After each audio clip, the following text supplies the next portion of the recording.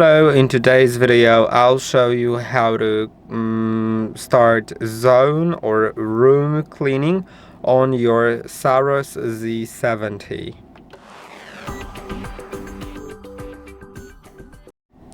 In the ROBOROCK app, you can go to either room cleaning mode, which lets you select which room or rooms to clean. And so if I select just the kitchen, it's just going to clean the kitchen.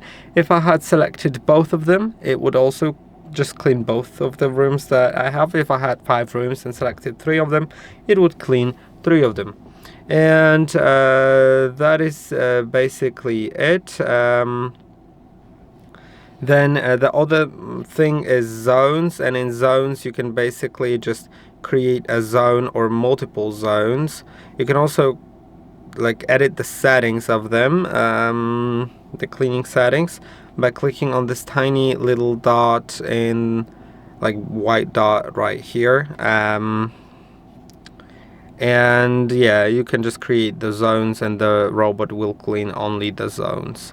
And that is basically it. I hope that this video was helpful. Don't forget to like and subscribe, and I'll see you in the next one.